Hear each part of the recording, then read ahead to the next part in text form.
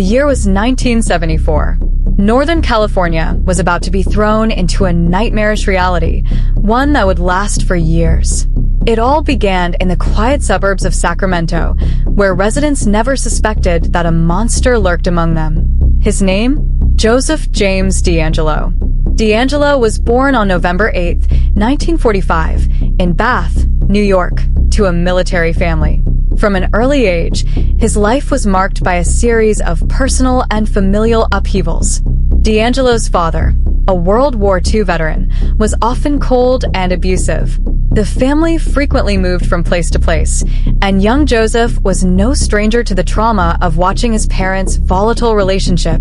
He later attended college, where he studied criminal justice, a path that would inadvertently set the stage for his later crimes.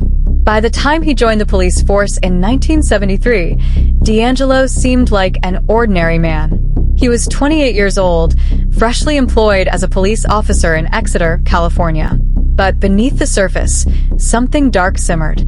The Golden State Killer wasn't just a man, he was a criminal waiting to emerge. In the years following his entry into law enforcement, the Golden State Killer's reign of terror began. His earliest crimes were robberies and burglaries, but they would evolve into something far more insidious. His first known attacks began with rapes, followed by brutal murders. From 1974 to 1976, he carried out a series of attacks on women in the communities around Sacramento. In 1976, the Golden State Killer was believed to have escalated from simple burglaries to violent assaults. He targeted young couples, often attacking them in their homes. The method was always the same. He would break into the house in the dead of night, bind the victims, and demand money. But it wasn't just robbery that drove him. It was the thrill of control, the fear he instilled in his victims, and the power he had over their lives. His pattern was chilling. He would often return to the same neighborhoods, committing his heinous crimes while remaining under the radar. He was meticulous, taking care to cover his tracks, wearing gloves, and ensuring his face was concealed during the assaults. But his rise to infamy was far from over. As he honed his craft, his crimes grew in severity, and his attacks became more calculated and deliberate. What started as a series of rapes soon escalated to murders, each one more brutal than the last. By 1977, the killer had earned his grim title, the East Area Rapist. His attacks were no longer just about robbery or rape. They were about domination and terror. He began attacking couples in the Sacramento area, often leaving them tied up while he sexually assaulted the women, threatening them with knives and guns. In his early years as the East Area Rapist, he was careful, too careful. He stalked his victims for days or weeks, learning their routines, their movements, and when they would be most vulnerable.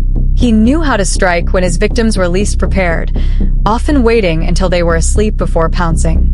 His methods were chilling in their precision, and his ability to escape detection baffled investigators. The killer's approach was often so methodical that police believed he was a seasoned criminal. Yet his true identity remained elusive. The Golden State Killer was leaving behind no significant traces, no fingerprints, no clear DNA evidence. He was careful to cover his tracks and vanish into the night. By 1979, the East Area Rapist's attacks had spread to other parts of California, where he began his terrifying reign of murder. Authorities couldn't keep up with the speed and scope of his rampage, and his violence escalated, culminating in some of the most grisly murders in California's history. By 1979, the East Area Rapist had killed at least 10 victims and assaulted over 50 women. His approach was both unpredictable and chilling. He would break into homes, tying up the victims, often blindfolding them, and then brutally assaulting them. But what made his attacks particularly disturbing was his ability to avoid capture. His killings were calculated, methodical, and cold-blooded.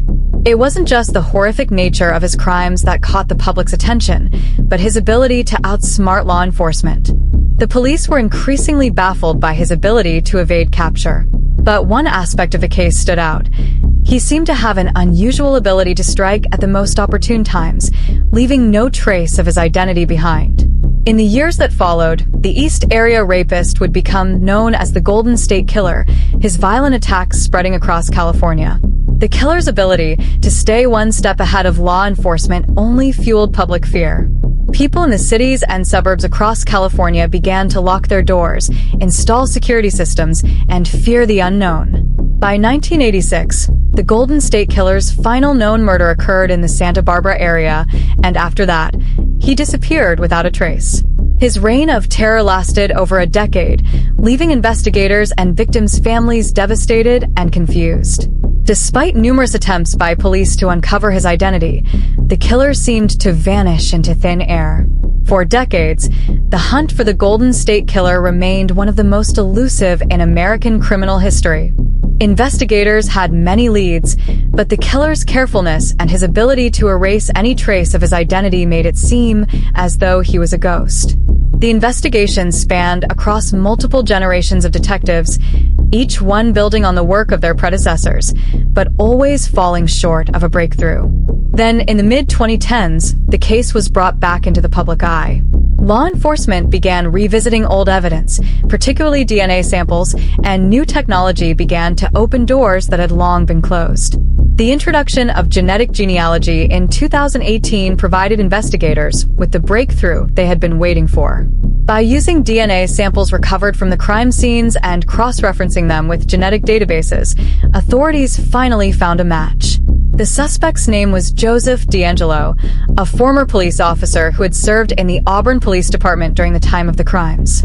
Joseph James DeAngelo, a former police officer with no criminal record, was arrested in April 2018 and charged with multiple counts of murder and rape. For years, he had evaded justice, using his knowledge of law enforcement procedures to avoid detection. But with the help of modern DNA technology, his identity was finally uncovered. On April 24, 2018, Joseph DeAngelo was arrested in connection with the Golden State Killer case. He was charged with 13 counts of murder and 13 counts of kidnapping, all committed over a span of 12 years. His arrest shocked the nation, as he had spent decades living in plain sight, blending into his community while committing unspeakable crimes. DeAngelo's arrest came after a breakthrough in forensic science, genetic genealogy. Investigators were able to use DNA evidence recovered from the crime scenes to identify distant relatives of the killer through publicly available DNA databases. From there, they were able to build a family tree and eventually trace the DNA back to DeAngelo. DeAngelo's arrest was a bittersweet moment for the victims' families who had long waited for justice. But even more unsettling was the revelation that DeAngelo had worked as a police officer during the time of the murders. He had used his knowledge of police procedures to avoid detection, making the case even more chilling. His motives remained unclear, but investigators believed that his desire for control and power was a key factor in his choice of victims. The trial of Joseph DeAngelo was long awaited. He was charged with multiple murders and rapes committed between 1976 and 1986, and the details of his crimes were horrific. The trial was highly publicized, and the families of the victims finally had the opportunity to confront the man who had destroyed their lives. DeAngelo's defense team claimed that he was not mentally fit to stand trial, but the evidence against him was overwhelming. In 2020, DeAngelo pled guilty to all charges, admitting his guilt in exchange for avoiding the death penalty. He was sentenced to life in prison without the possibility of parole. The arrest and conviction of Joseph DeAngelo brought closure to one of the most notorious and terrifying serial killers in American history. His case highlighted the power of modern forensic technology and the importance of persistence in law enforcement. The Golden State Killer had evaded justice for over 40 years, but the tireless work of investigators and the advancements in DNA technology finally brought him to justice. While the victims' families could never undo the pain and suffering caused by DeAngelo's crimes, they found solace in knowing that he would never harm anyone again. The Golden State Killer's reign of terror had come to an end, but his legacy would continue to haunt those who survived his attacks. The story of the Golden State Killer is a haunting reminder of the darkness that can exist in even the most ordinary of people. Joseph DeAngelo's life was one of deception, manipulation, and horror. It's a chilling tale of how a man spent decades living among the innocent, hiding his true nature until science finally caught up with him. The case of the Golden State Killer is a testament to the power of modern forensic science and to the strength of the victims' families who fought for justice. It's a story of tragedy, perseverance, and the unrelenting pursuit of justice.